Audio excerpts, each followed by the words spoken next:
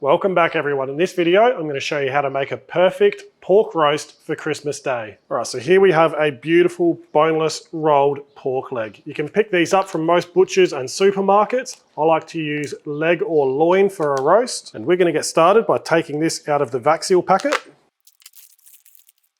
And now we just want to get some paper towel and pat that skin dry. All right, now we just want to transfer that into a foil tray. Then I'm going to place some cling wrap on each end of the roast just to prevent that meat from drying out. The important part here is we want to leave all of that skin exposed. And now we can transfer this into the fridge. All right, so there's lots of different pork crackling preparation methods, but the method we're using in this video always gets me the best results. So that boneless pork leg is going to sit in the fridge with that skin exposed for 48 hours. That's going to draw all the moisture out of that skin, which is going to help us get that perfect pork crackling. So we're going to let that skin dry out and we'll be back once that pork leg has had 48 hours in the fridge. All right, so our pork's had 48 hours in the fridge, but before we get that out, we need to set our barbecue up. Now I know the most commonly used barbecue on Christmas Day is the old faithful Weber kettle, which is what we're going to use in today's video. All right, so we'll start by taking our lid off and then our cooking grate. And I'll just move one of our charcoal baskets over. I want to get some firelighters going. We'll get our charcoal chimney on top. Then you want to fill that up nice and full with either lump charcoal or briquettes. Ideally, you want enough fuel in your charcoal chimney to slightly overfill your 2 charcoal baskets. All right, so you want to get your lump charcoal or briquettes to a stage where they are ashed over and red hot. That's going to take around 15 minutes, so we'll use that time to prepare the rest of this pork roast.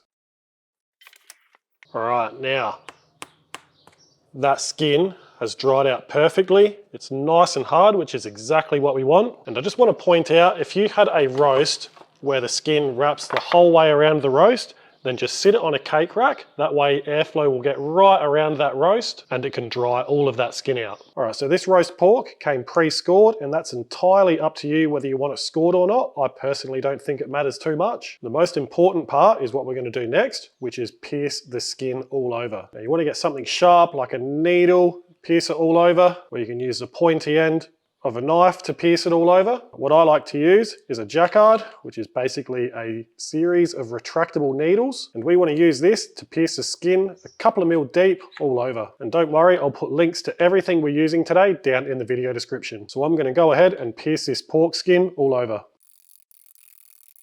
All right, and by piercing the skin all over, that's what's going to help us get that nice, perfect, bubbly crackling we all love. All right, the next thing I'm going to do is we're going to season the meat. You can use your favorite rub or just some salt and pepper, but today we're going to be using some of my steak shooter rub. Absolutely love this on pork. So I'm just going to use some of this to season the meat side only. So we'll get the 2 ends, pat that in, get the underside, pat that all in, flip it back over, brush any rub you got on there off. And the next thing we want to do is give that skin a light coat in olive oil. And then we'll just top it off with some salt. I personally don't think it matters what type of salt you use.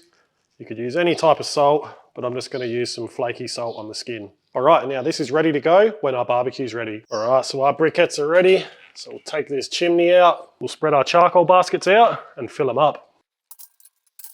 Right, now we can just tidy up these briquettes, get them nice and even. Then we'll get a drip tray in there, which is perfect if you want to do any roast veggies, but today we're just focusing on the pork. We'll get our lid on, make sure our top and bottom vents are wide open, then we'll give our Weber 5 minutes to preheat and get nice and hot. All right, so it's been 5 minutes, our Weber's nice and hot, so we'll take our lid off, we'll get our cooking grate on, we'll get our pork roast on, straight in between the charcoal baskets, and we'll get our lid back on.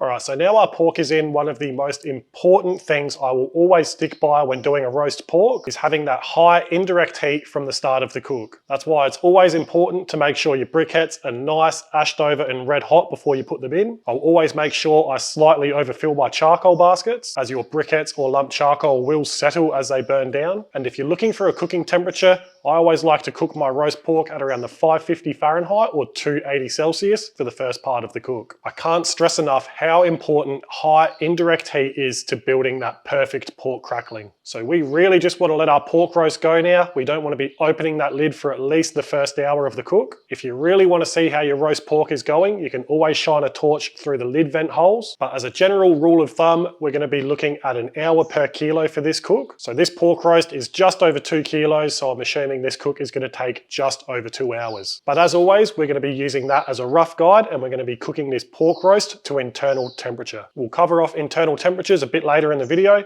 but for now, we'll be back once we're a bit further into this cook. Right, so it's just shy of an hour, and I can see through our vent hole, our crackling is coming along nicely. And as you can see, there's a few parts on top that are starting to get a little bit dark. So to prevent our crackling from burning, we're just going to loosely cover the top with foil.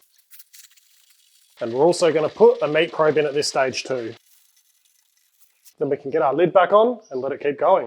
All right, so now our meat probe's in, our crackling's covered. All we need to do now is take this pork roast until it hits an internal temperature of 145 Fahrenheit or 63 degrees Celsius. All right, and in just over 2 hours, our pork roast has hit temperature. So we'll take this foil off, take the probe out, and just have a look at that.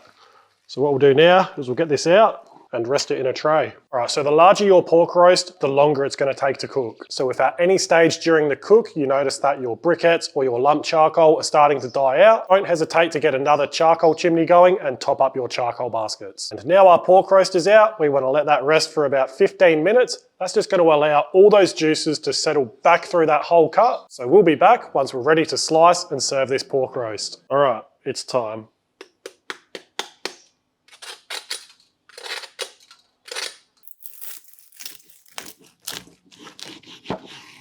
Right, now we'll get a slice so we can have a taste.